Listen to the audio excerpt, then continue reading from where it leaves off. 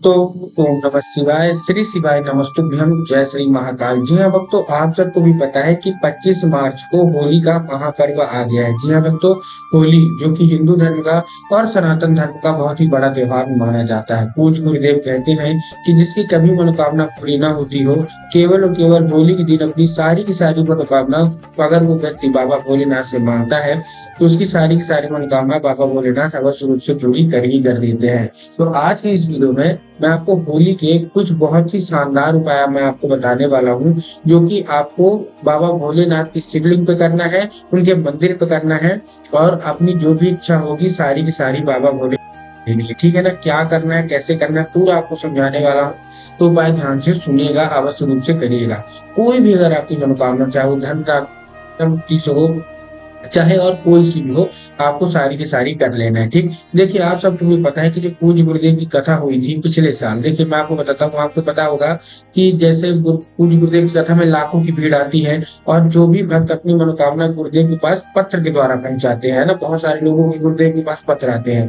तो साल 2023 में जब गुरुदेव की कथा हुई थी, बहुत सारे पत्र आए थे। जब गुरुदेव ने पढ़ा तो उसमें बहुत सारे लोगों की यही मनोकामना थी, गुरुदेव किसी की धन प्राप्ति की मनोकामना, होली के पहले की बात मैं बता रहा हूँ, साल 2023 की, किसी की धन प्राप्ति की थी मनोकामना, किसी की कर्जा मुक्ति थी, किसी की कोई बीमारी की थी, बहुत सारे लोग, मतलब बहुत सारी की परेशानी थी। तब गुरुदेव ने 3 से 4 उपाय बताए थे और कहा था केवल और केवल ये उपाय कर लेना, तुम्हारी जो कोई भी मनोकामना होगी, जो कोई भी इच्छा होगी, सारी की सारी मनोकामना बाबा भोलेनाथ अवश्य रूप से पूरी कर ही कर देंगे। लोगों ने जाके घर में वो उपाय किया और वो उपाय करने के बाद गुरुदेव की कथा में वापस आए 1.5 महीने के बाद और फिर से उन्होंने पत्र लिखा। लेकिन इस बार आप जान के हैरान हो जाओगे कि ये वाला जो पत्र गुरुदेव की कथा में आए, ये गुरुदेव के पास धन्यवाद के रूप में पत्र आए कि गुरुदेव धन्य हो आपका, आपके द्वारा बताया गया उपाय हमने कर लिया है और हमारी सारी की सारी मनोकामना बाबा भोलेनाथ ने पूरी कर दी है, आपका कोटि कोटि धन्यवाद। तो अगर आप भी जानना चाहते हो कि आखिर ऐसा कौन सा उपाय है जिसको करने मात्र से ही लोगों की सारी मनोकामना बाबा भोलेनाथ पूरी कर देते हैं, तो आज की ये वीडियो मात्र और मात्र आपके लिए। ठीक, तो चलिए चलते हैं हम लोग उपाय की ओर। लेकिन उससे पहले चैनल पे अगर पहली बार आए हैं और आवाज मेरी पहली बार सुन रहे हैं तो वीडियो को कर दें लाइक और चैनल को भी कर लें सब्सक्राइब, ताकि पूजनीय पंडित प्रदीप जी मिश्रा के रोज नए नए उपाय जो कि मैं उनकी कथा से सुनता हूँ, श्रवण करता हूँ, सबसे पहले मैं आपको प्राप्त करा सकूं। देखिए जो हमारा पहला उपाय है वो मनोकामना पूर्ति का उपाय है। अगर आपके जीवन में कोई भी ऐसी मनोकामना है जो कि वर्षों पुरानी है और अभी तक पूरी नहीं हो गई है, तो ये उपाय आपको ध्यान से कर लेना है। ठीक, करना क्या है आपको, देखिए आपको लेना है 1 लोटा जल। होली का सबसे बड़ा उपाय मैं आपको बता रहा हूँ, आपको लेना है 1 लोटा जल। ठीक, 1 लोटा जल आपने ले लिया। 1 लोटे जल के बाद क्या करना है, आपको थोड़ा सा गुलाल उसमें डाल देना है और थोड़ा सा आपको सफेद चंदन डाल देना है। अब देखिए सफेद चंदन कैसा होना चाहिए, सफेद चंदन आपका मतलब पाउडर के फॉर्म में होना चाहिए, मतलब पीसा हुआ आपको सफेद चंदन लेना है। ठीक, अब आपको करना कैसे है, आपने क्या किया, आपने 1 लोटा जल लिया, उसमें थोड़ा सा गुलाल लिया, गुलाल के साथ आपने सफेद चंदन डाल दिया। अब देखिए जो 1 लोटा जल है, सबसे पहले तो जो जल है वो तांबे के लोटे में जल होना चाहिए, इस चीज का भी आपको ध्यान रखना है। तांबे के लोटे में जल ले लिया, तांबे के लोटे में जल लेने के बाद आपको क्या करना है, जो जल है वो आपके घर का होना चाहिए। यहाँ पे ध्यान रखिएगा, बहुत सारे लोग गलती क्या करते हैं कि वो मंदिर परिसर से ही जल ले लेते हैं। यहाँ घर से खाली लोटा लेके जाएंगे और मंदिर परिसर से ही जल भर लेंगे, जो कि पूर्णतः गलत है। आपको मंदिर से जल नहीं लेना, आपको अपने घर से जल लेना। ठीक, आपने जल ले लिया। जल लेने के बाद आपको क्या करना है, जल लेने के बाद आपको पहुंच जाना है सीधा सीधा कहाँ, शिव मंदिर। ठीक, शिव मंदिर पहुंच गए। शिव मंदिर पहुंचने के बाद सबसे पहले आपको दक्षिण दिशा में खड़े होना है, उत्तर की ओर अपना चेहरा करके। ठीक, अब देखिए दक्षिण और उत्तर में बहुत सारे लोग क्या होते हैं, कंफ्यूज हो जाते हैं कि दक्षिण कौन सा होता है, उत्तर कौन सा होता है, हमको थोड़ा क्लियर बताइए। तब गुरुदेव ने बताया कि आप जिस भी शिव मंदिर जा रहे हैं, उस शिव मंदिर का जिधर साइड जलाधारी होगा, आपको अपना चेहरा उधर साइड करके खड़े हो जाना है। ठीक, आप खड़े हो गए।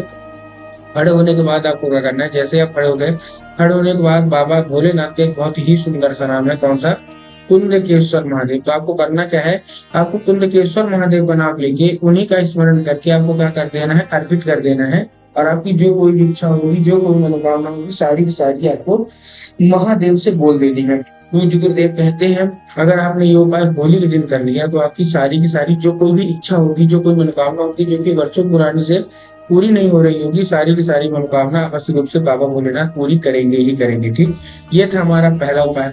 अब हम आते हैं अपने दूसरे उपाय की ओर। जो कि काहे का उपाय है, जो कि धन प्राप्ति का उपाय है।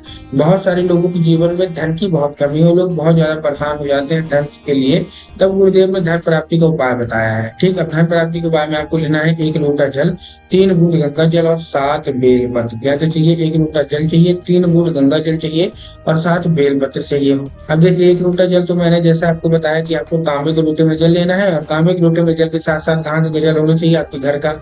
उसके साथ साथ आप 3 बूंद गंगा जल का मिला लीजिए। 3 बूंद गंगा जल मिलाने के बाद जो बेल पत्र है, तो बेल पत्र में आपको ध्यान रखना है कि बेल पत्र कहीं से भी कटा फटा नहीं होना चाहिए, कहीं से भी खंडित नहीं होना चाहिए, कहीं से भी मुरझाया हुआ नहीं होना चाहिए। बहुत सारे लोग बेल पत्र लेने में गलती क्या करते हैं, वो एक पत्ती को ही बेल पत्र मान लेते हैं, जो कि पूर्णतः गलत है। एक पत्ती का कोई बेल पत्र नहीं होता, 3 पत्ती मिलकर जो बेल पत्र बनती है वही बेल पत्र हमको लेना है। ठीक, आपने बेल पत्र ले लिया। बेल पत्र लेने के बाद आपको क्या करना है, तो आपको पहुंच जाना है सीधा सीधा उसको लेके शिव मंदिर, उसी लोटे में आप डाल लीजिए। ठीक, पहुंच गए।